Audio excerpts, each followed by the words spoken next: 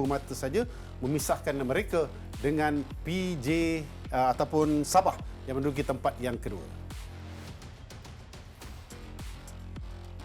Alright, ini adalah gol yang pertama hasil daripada kesilapan yang berlaku oleh pemain pertahanan pasukan PJ City.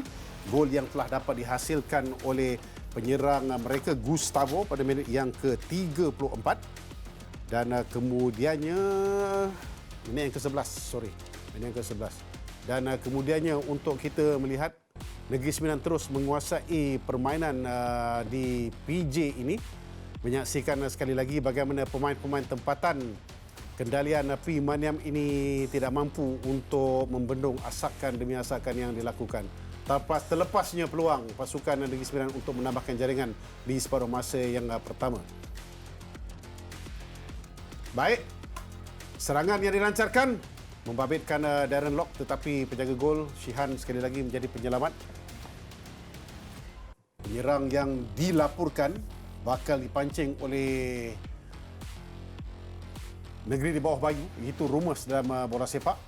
Dan ini pula adalah jaringan yang begitu cantik yang dapat dihasilkan sekali daripada Gustavo. Satu tolakan yang begitu simple saja dia lakukan untuk dia menjadikan gol yang kedua pada minit ke-62 permainan.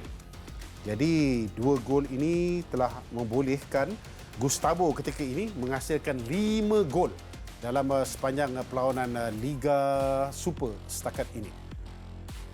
Walaupun dia masih lagi jauh untuk mengejar Pak Tesu ke Hidalgo ataupun Gulon, tetapi jaringan seperti ini sudah cukup penting kepadanya dan juga kepada pasukan Negeri Sembilan yang dapat meneruskan rentetan kemenangan.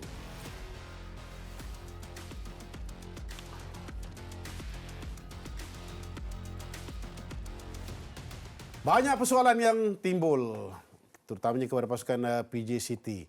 Polisi mereka ni bakal berubah ataupun mereka nak kekalkan. Kepada Negeri Sembilan, seperti juga tim Pahang, cukup serasi dengan juara sedia ada. K. Devon tidak mengecewakan. K. Devon telah berjaya menjadikan Negeri Sembilan sebagai pencabar utama dalam saingan liga. Betul bang, saya setuju.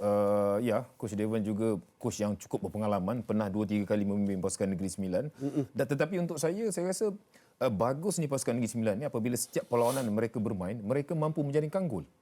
Itu yang penting bang. Sebab untuk saya, sesebuah pasukan apabila bermain dengan cantik tetapi tidak dapat menjaringkan gol, ataupun bermain tidak baik tetapi berjaya juga menjaringkan gol, saya rasa itu cukup baguslah untuk pasukan Negeri Sembilan. Dan kita boleh nampak di mana kedudukan pasukan Negeri Sembilan. Dengan setiap perlawanan mereka mampu memenangi ataupun mampu menjaringkan gol, dan itu satu kelebihan yang cukup baiklah. Berpunca daripada kesilapan seperti ini yang tidak sepatut berlaku dalam saingan liga peringkat tertinggi. Kesilapan yang dilakukan kat situ adalah Muhammad Rafi Nagor Gani. Selaku kapten, dia hilang bola pada posisi tengah-tengah tu, Zah. Lihat lagi sekali akan kesilapan yang berlaku di mana Gustavo telah melakukan satu tindakan yang betul, iaitu serbu dan juga menekan untuk mendapatkan peluang ini. Untuk striker seperti Gustavo, seorang striker yang bagus, opportunis, yang akan nampak ruang-ruang yang bagus untuk beliau pergi ke arah depan. Dan ini saya rasa satu tindakan yang betul lah, kerana pemain pertahanan pasukan PJ City dengan leka membuat hantaran balik casual, membuat hantaran balik kepada penjaga gol tetapi tidak laju. Dan Gustavo adalah seorang striker yang tidak dapat ataupun tidak menunggu lama untuk nampak situasi itu dan terus pergi dan berjaya menjaringkan gol. Saya rasa dijangkakan bahawa selepas jaringan pada minit yang ke-11 itu sudah pasti mereka nakkan tambahan jaringan, tetapi tidak berlaku sehingga tamat separuh masa yang pertama. Betul. Hanya berpuas hati dengan 1-0. Gol yang kedua pun terhasil berapa minit selepas bersambung? 17 minit selepas bersambung. Betul. Separuh masa yang kedua. Juga daripada pemain yang sama, Gustavo. Kalau lihat lagi sekali bagaimana jaringan ini terhasil, dia telah berjaya untuk meluluskan dirinya daripada perangkap offside. Persoalannya juga kat sini tentang centre back. Persoalan kat sini juga bagaimana barisan pertahanan untuk membaca. Mereka berundur sekaligus membuka ruang. Lihat pada kedudukan ini, Zah. Kita semua tahu pasukan PJ City bermain dengan 3 pemain pertahanan tengah. 3 centre back. 3 centre back. Dan apabila mereka mengundur, mereka akan menjadi kuncup bang. Tetapi kebijaksanaan Gustavo membuat larian betul-betul di hadapan pemain centre back belah kiri, tetapi masuk balik ke dalam, dan itu saya rasa satu larian yang cukup baik daripada seorang penyerang yang saya rasa malam ni dia cukup Top form lah. ya, berbisa lah, senang cerita kan, dan Jaringan. setiap gerakan dia cukup baik lah. Hasil daripada assist yang dilakukan oleh Omid David Nazari, pemain kebangsaan Filipina itu. Okey. Dua situasi yang berbeza. Sementara kita nak menantikan komen daripada kedua-dua jurulatih ini tentang keputusan perlawanan bagi Negeri Sembilan, perlawanan yang ke-16, bagi PJ City pula perlawanan yang ke-15, 10 kali kalah.